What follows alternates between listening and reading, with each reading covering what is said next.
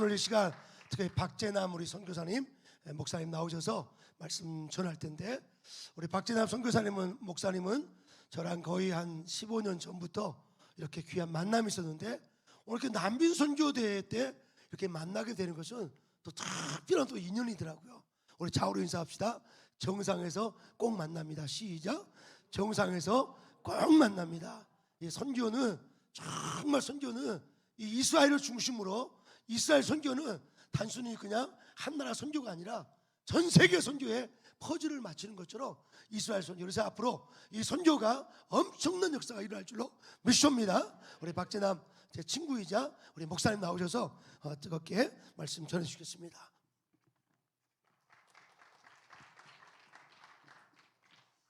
할렐루야. 제가 이런 분위기인 줄 모르고요, 이렇게 와서 참 은혜의 시간을 가지고 있습니다.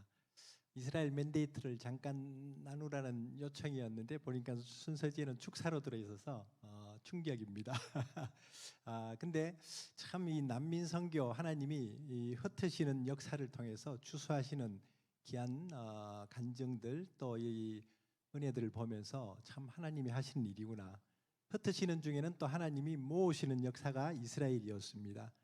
구소련이 무너질 때에 150만의 소련 땅에 사는 유대인들이 이스라엘로 지금 돌아가서 정착해서 살고 있죠.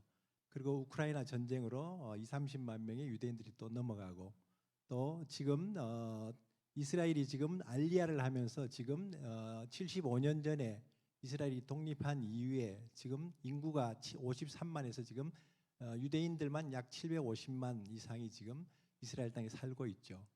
저는 이스라엘을 예수님이 작은 계시록으로 설교하셨던 마태복음 24장에서 무화과 나무의 비유를 배우라고 말씀하셨습니다. 무화과 나무는 모든 나무가 열방이라면 무화과 나무는 이스라엘을 의미하는데, 무화과 나무의 비유를 배우라. 가지가 연해지고 잎사귀가 싹을 내면 여름이 가까운 줄 알아라. 여름이 사실은 끝이거든요. 같은 어원인데 카이츠란 단어와 캐츠란 단어인데 끝이 온다고 말씀하고 있죠. 여름이 사실 추수의 계절이고, 이 모든 일이 일어난 걸 보거든 인자가 문 앞에 온 줄 알아라. 벌써 이스라엘 땅에 회복이 일어나고 있고, 저렇게 모여지는 알리야의 역사가 일어난다면은 이제 주님이 문 앞에 와 있는 이런 시간이기에 흔들리지 않는, 진동치 않는 나라를 위해서 지금 하늘과 땅을 진동하고 있는 줄로 믿습니다.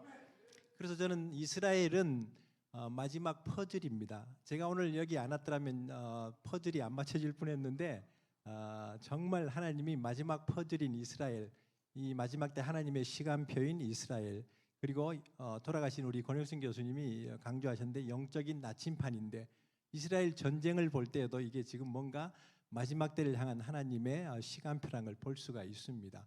그래서 저는 이 이스라엘 하마스 전쟁을 우리가 어떤 관점으로, 지금 50일째 거의 지나가면서 휴전 상태긴 하지만 이 전쟁이 조금 더 갈 겁니다. 제가 9월 달에 이스라엘에서 나오니까 바로 전쟁이 그다음 일어나는 이런 상황을 보면서, 저도 사실은 젊은 날 캠퍼스 선교, 캠퍼스 복음화 세계 선교 운동에 정말 헌신했던, 아주 선교의 불을 가졌던 젊은이였는데, 30년 전에 유대인을 만나면서 그 기름 부음을 받고 이 구약 성경에 하나님의 백성들이 돌아올 것을 깨닫고 나서 같이 에베소서 2장에 나오는 대로 그리스도 안에서 유대인과 이방인들이 원유맨, 한 세 사람이 된다는 그 하나님의 완성을 보게 됐습니다.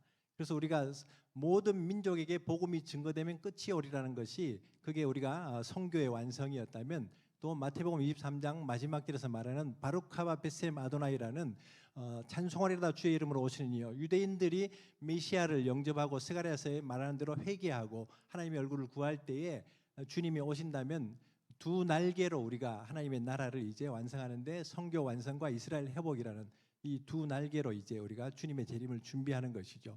그래서 하나님이 이런 시간표에 또 이렇게 부르신 걸 볼 수 있고요. 지금 이 전쟁을 보는 관점을 제가 한마디만 좀 이제 한 1분 안에 마치고 들어갈 텐데, 너무너무 지금 미디어라든지 여러 가지 이런 어떤 사역들이 보면 전부 이스라엘을 아주 반유대주의적인, 이스라엘이 전쟁 범죄로 마치 어떤 그 인종 청소한다는 그런 프레임으로 많이 몰아가는 이런 구도를 볼 때 정말 우리 그리스도인들은 분별해야 되겠구나.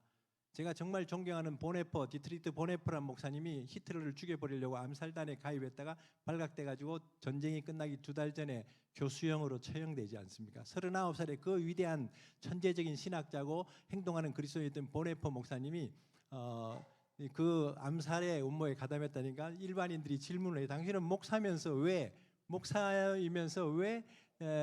저 사람을 죽이는 그런 일을 할 수 있냐? 그랬더니 보네퍼 목사님의 대답이 유명하죠. 미친 운전수가 있는데 그 운전대를 잡고 지금 이 인도로 사람들이 많이 다니는 그 인도로 미친 듯이 이렇게 질주하면서 사람들이 죽어 나갈 때 목사인 나는 그 죽은 사람들을 장례식이나 치러주고 그 유족들을 위로하는 것이 나의 임무라고 생각하지 않는다. 나는 당장 그 미친 운전수에게 뛰어올라서 그 운전대를 빼앗아서 안전을 찾을 것이다. 지금 하마스와 이스라엘 전쟁의 본질이 뭔지를 알아야 됩니다. 아브라함의 후손들이고 야곱과 에스라는 형제들의 이런 어떤 싸움이고 어떤 면에서는 참 한쪽에서는 알라가 위대하다 하면서 죽이고 있고 한쪽에서는 여호와가 우리의 구원이시다 하면서 군인들이 출동하면서 이런 영적인 싸움을 하고 있는 하마스 지도자들이 공경원하게 얘기하는 게 뭐냐면 지금은 유대교를 공격하지만 다음은 기독교라 그럽니다.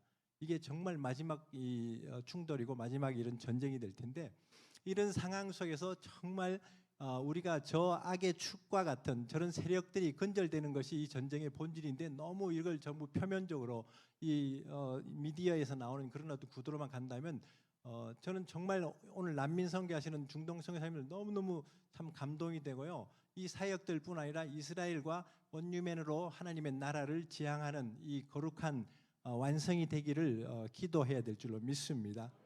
네, 감사합니다.